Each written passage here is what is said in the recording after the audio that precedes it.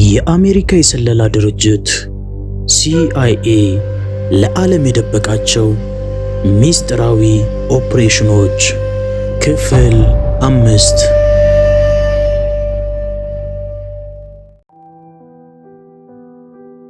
የሰው ልጅ ታሪክ በጦር ሜዳ ላይ በተፋለሙና ደማቸውን በገበሩ ጀግኖች ብቻ የተጻፈ አይደለም። ከጦር ሜዳው ጀርባ ከካሜራ ብርሃንና ከሕዝብ እይታ ርቀው በከፍተኛ ሚስጥር ዓለምን የሚዘውሩ መንግስታትን የሚገለብጡና ታሪክን የሚቀይሩ የስለላ ድርጅቶች አሉ።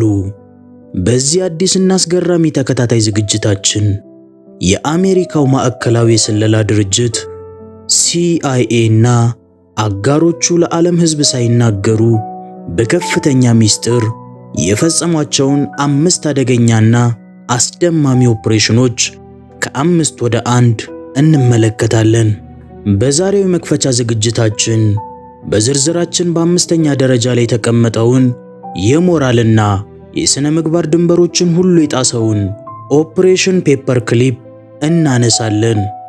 ይህ ኦፕሬሽን አሜሪካ በይፋ ከምትሰብከው የሰብአዊ መብትና የፍትህ መርህ ጀርባ ለሀገር ጥቅምና ለቴክኖሎጂ በላይነት ስትል ከእውነተኛ አጋንንት ጋር የፈጸመችውን ዘግናኝ የጥቅም ጋብቻ የሚያጋልጥ ነው።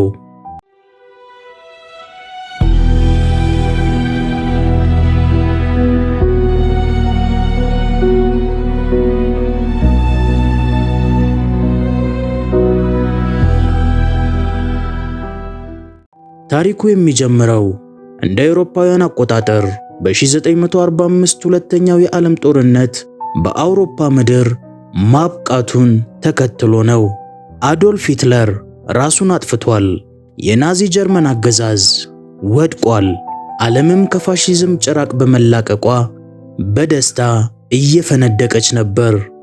ነገር ግን የጦርነቱ አሸናፊዎች አሜሪካና የሶቪየት ኅብረት የድል ጽዋቸውን እየተጎነጩ በነበረበት በዚያኑ ሰዓት ሌላ አዲስና አስፈሪ ጦርነት በድብቅ እየጀመሩ ነበር። ይኸውም የቀዝቃዛው ጦርነት ነው። ሁለቱም ልዕለ ኃያላን አገራት አንድ ትልቅ እውነት ተረድተው ነበር። ናዚዎች በፖለቲካቸውና በጭካኔያቸው አረመኔዎች ቢሆኑም በሳይንስና በቴክኖሎጂ ግን ከዓለም ሁሉ አስቀድመው ረቀው ነበር። ጀርመኖች የፈጠሯቸው አስፈሪዎቹ የቪቱ ሚሳኤሎች፣ ዘመናዊ የጦር ጀቶችና የኬሚካል መሳሪያዎች የቀጣዩን ዓለም የኃይል ሚዛን የሚወስኑ ቁልፎች ነበሩ።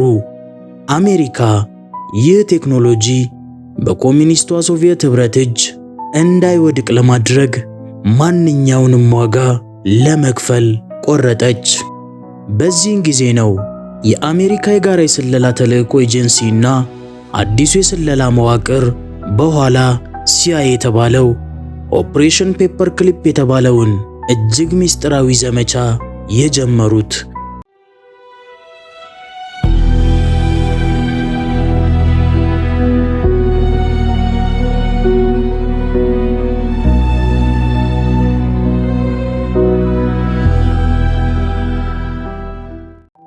የዚህ ዘመቻ ዋና ዓላማ የናዚ ጀርመንን ምርጥ አእምሮዎች፣ ሳይንቲስቶች፣ መሐንዲሶችና ዶክተሮች ከሶቪየት ቀድሞ በመሰብሰብ በድብቅ ወደ አሜሪካ ማሻገር ነበር። ሆኖም አንድ ትልቅ እንቅፋት ተፈጠረ። የአሜሪካው ፕሬዝዳንት ሃሪ ትሩማን ይህንን ዘመቻ ሲፈቅዱ በጦር ወንጀል የተሳተፉ ወይም ጠንካራ የናዚ ፓርቲ አባል የነበሩ ሰዎች በምንም አይነት ሁኔታ ወደ አሜሪካ እንዳይመጡ የሚል ጥብቅ ትዕዛዝ አስተላልፈው ነበር። ነገር ግን የስለላ ባለሙያዎቹ አንድ መራራ እውነት ያውቃሉ። ምርጥ የተባሉት የጀርመን ሳይንቲስቶች በሙሉ የሂትለር የቅርብ ሰዎችና የጦር ወንጀለኞች ነበሩ። የስለላ ድርጅቱ የፕሬዝዳንቱን ትዕዛዝ ለመጣስና ወንጀለኞቹን ለማዳን አስገራሚ ማጭበርበር ሥራ ሠራ። የሳይንቲስቶቹን የጦር ወንጀልና የናዚ አባልነትን የሚገልጸውን የሕይወት ታሪክ ከማህደራቸው ውስጥ በማውጣት ምንም ወንጀል እንዳልሰሩ የሚገልጽ አዲስ የውሸት ታሪክ በወረቀት መያዣ ብረት አያይዘው አስቀመጡ። ዘመቻው ኦፕሬሽን ፔፐር ክሊፕ የሚለውን ስም ያገኘው ከዚሁ የወረቀት መያዣ ብረት ነው።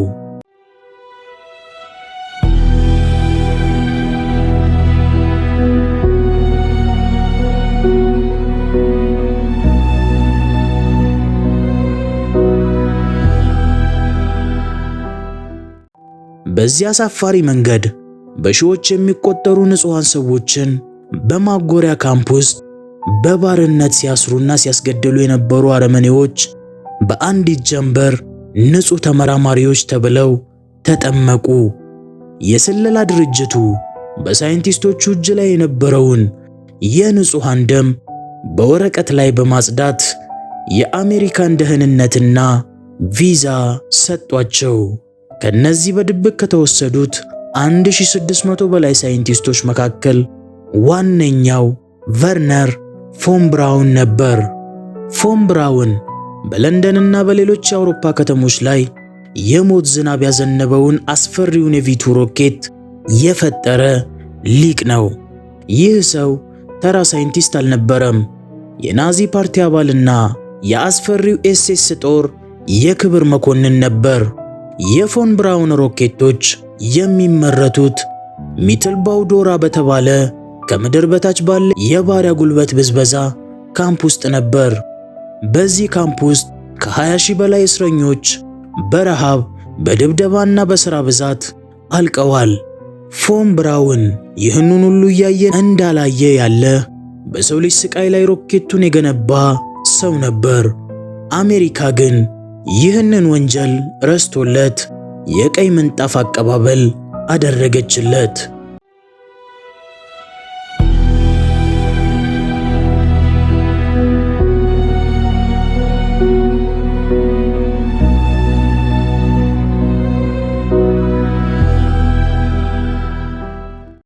ሌላው ዘግናኝ ሰው ዶክተር ሁበርተስ ስትሩጎልድ ይባላል።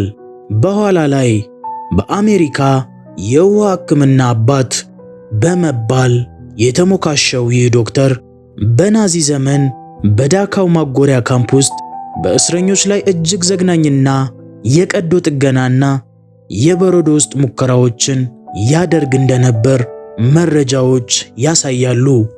በተመሳሳይ ኩርት ብሎሜ የተባለው የናዚ ባዮሎጂካል ጦርነት ከፍተኛ ባለሙያ በእስረኞች ላይ የቸነፈርና የተለያዩ ገዳይ ቫይረሶችን ሙከራ ያደረገ ወንጀለኛ ነበር።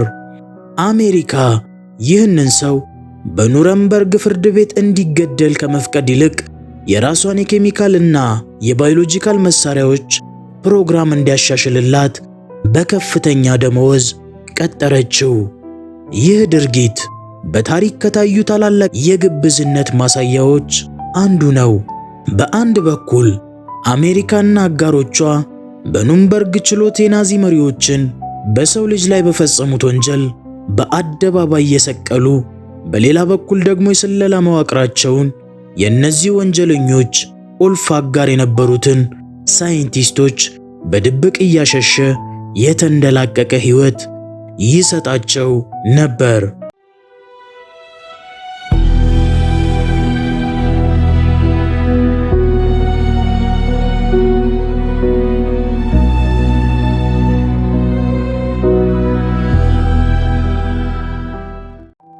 እነዚህ ምስጢራዊ ናዚ ሳይንቲስቶች አሜሪካ ውስጥ ከገቡ በኋላ የአሜሪካ ወታደራዊና የህዋ ምርምር ናሳ የጀርባ አጥንት ሆኑ።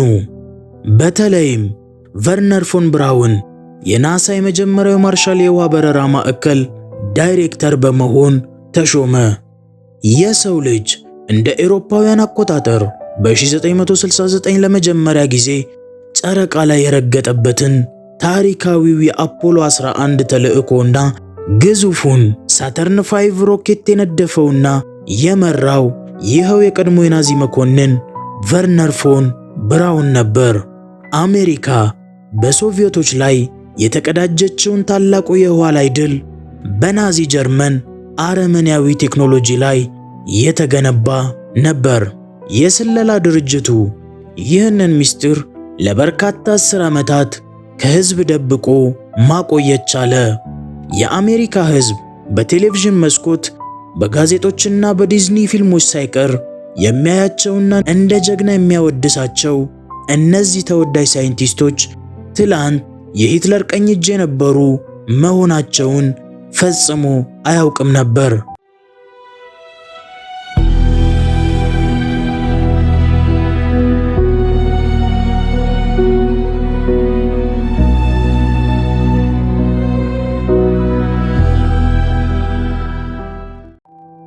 ለዓመታት ተቀብሮ የኖረው ይህ እውነት መጋለጥ የጀመረው ከተወሰኑ 10 ዓመታት በኋላ ደፋር ጋዜጠኞችና የታሪክ ተመራማሪዎች ሚስጥራዊ ሰነዶችን ማውጣት ሲጀምሩ ነው።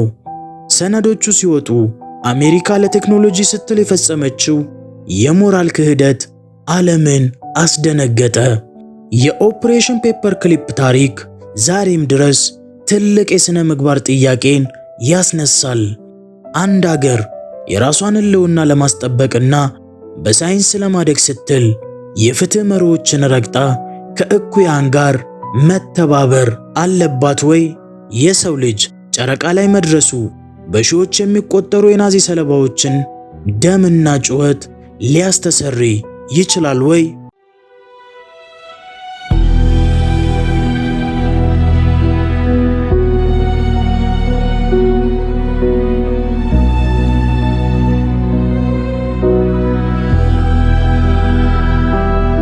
የአሜሪካ የስለላ ድርጅት CIA እና አጋሮቹ ለዓለም የደበቁት ይህ ዘመቻ በታሪክ ውስጥ ከተፈጸሙት እጅግ አስገራሚና አወዛጋቢ ድርጊቶች አንዱ በመሆን በዝርዝራችን በ5ኛ ደረጃ ላይ አስቀምጠነዋል።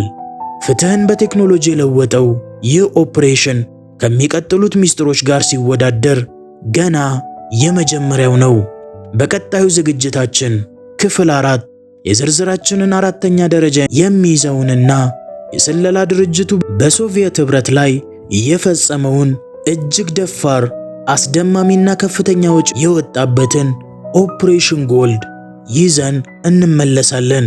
ከምድር በታች የተሰራውን አስገራሚ ታሪክ ለመመልከት ይጠብቁን። ሰላም።